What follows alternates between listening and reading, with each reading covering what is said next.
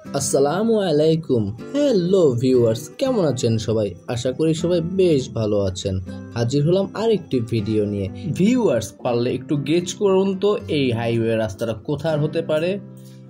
আমরা রয়েছি এই মুহূর্তে পঞ্চগড় জেলা বোদা থানা থেকে সাকোয়া এলাকাতে। আমরা এই মুহূর্তে সাকোয়া থেকে নীলফামারী যাব। তো দেখাবো এই হাইওয়ে রাস্তা এবং আশপাশের পরিবেশ।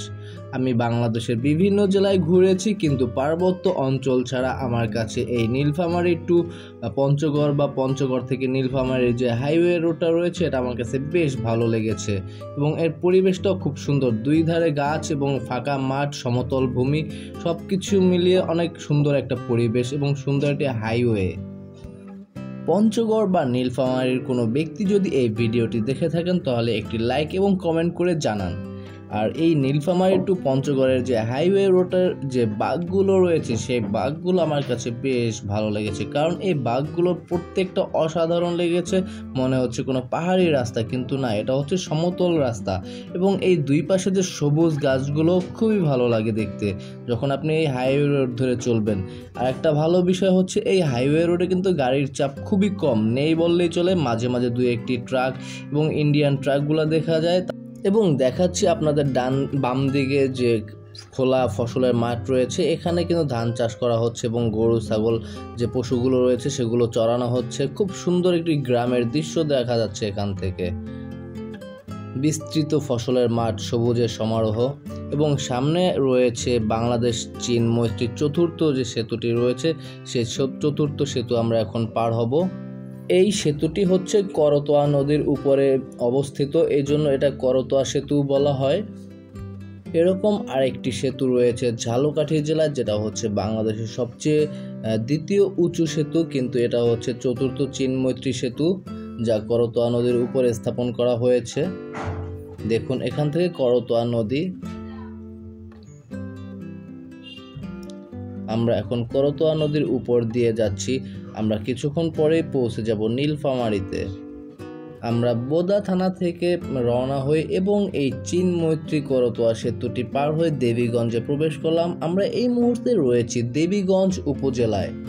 আমরা আরেকটু সামনে এগিয়ে যাওয়ার পরে দূর থেকে দেখতে পাচ্ছি একটি তোরণদ্বার। এই তোরণদ্বারে রয়েছে বগুড়া সহ রংপুর এবং সৈয়দপুরের দূরত্ব।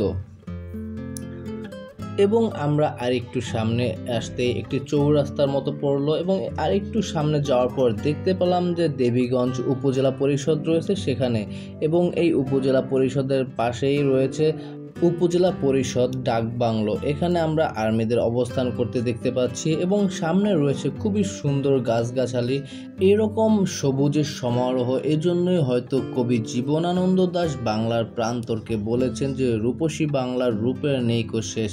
এইসব রূপ দেখলে আপনার মন ভালো হয়ে যাবে এবং ভালো হওয়ার মতোই দৃশ্য। এবং বাংলাদেশে প্রচুর ঘোরার জায়গা রয়েছে, আপনাদেরকে বলছি যে আপনারাও ঘুরে দেখুন এই বাংলাদেশকে। বাংলাদেশ অতটাও বড় নয় যে ঘুরে শেষ করা যাবে না, তাই বলছি যখনই সময় পাবেন ঘুরে দেখবেন এই বাংলার বুকে। এবং সামনে আরেকটি রেল ক্রসিং দেখতে পাচ্ছি, এখান থেকে রেল চলাচল করে এবং রেল ক্রসিং পার করে আরেকটু সামনে এগোতেই আবার দেখলাম সেই সবুজের সমারোহ। এইসব দৃশ্য দেখতে কার না ভালো লাগে বলুন। এবং আপনাদেরকেও দেখানোর জন্য আমি এই ভিডিওটি করা, শুধু আপনাদের জন্যই। আর এই ভিডিওটি ভালো লাগলে একটি লাইক করে দিন প্লিজ। এবং ভিউয়ার্স, আপনাদের আরও জানিয়ে রাখছি, যদি ঢাকা থেকে আপনার পঞ্চগড় বা ঠাকুরগাঁও বা নীলফামারী আসতে চান সেক্ষেত্রে বাসে করে আসতে পারেন। বাসের ভাড়া হচ্ছে 900 থেকে 1000 টাকা নন এসি গাড়িগুলোতে, এবং থাকার জন্য রয়েছে অনেকগুলো আবাসিক হোটেল। এবং আমরা এই মুহূর্তে রয়েছি দেবীগঞ্জ পুলিশ লাইন এরিয়াতে। এখানে রোডগুলো খুবই সুন্দর, ডাবল লেনের রাস্তা এবং নেই কোনো ট্রাফিক যানজট। এবং গাড়ির স্পিড যদি 50 থেকে 60 হয় সেক্ষেত্রে আপনার ভালো লাগবে, কারণ অবিরাম চলতে থাকবে, আপনি দুপাশের দৃশ্য দেখতে পারবেন খুব সুন্দর করে এবং ভালোভাবে। আমরা আরও কিছুটা সামনে এগিয়ে চললাম এবং সামনে আসার পর দেখতে পেলাম যে এখানে রংপুর, সৈয়দপুর এবং দিনাজপুর যে দূরত্ব রয়েছে এখান থেকে, সেই দূরত্বের এটি তোরণদ্বার।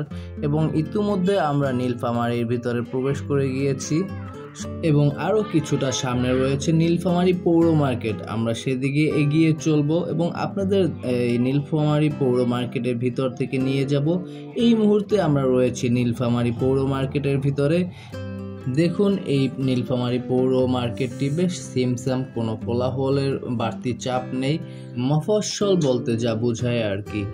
এখন নীলফামারী যে পৌর মার্কেটের ভিতর থেকে আমরা এগিয়ে চলছি সামনের দিকে এবং আরেকটু সামনে এগোলেই রয়েছে চৌরাঙ্গি মোড়। নীলফামারী চৌরাঙ্গি মোড়ে গিয়ে আমাদের ভিডিওটি শেষ করব। আর এই ভিডিওটি সম্পর্কে কারো কোনো প্রশ্ন বা মতামত থাকলে অবশ্যই কমেন্ট করে জানাবেন এবং সেই সাথে একটি সাবস্ক্রাইব এবং একটি লাইক করে দিন। এবং সাথে থাকার জন্য ধন্যবাদ।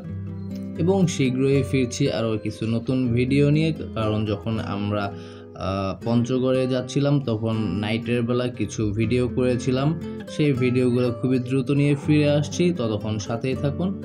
ধন্যবাদ সবাইকে, থ্যাঙ্কস অল। এই মুহূর্তে আমরা পৌঁছে গেছি সেই কাঙ্ক্ষিত চৌরাঙ্গি চত্বরে। সামনে চৌরাঙ্গি চত্বরটি দেখতে পাচ্ছেন।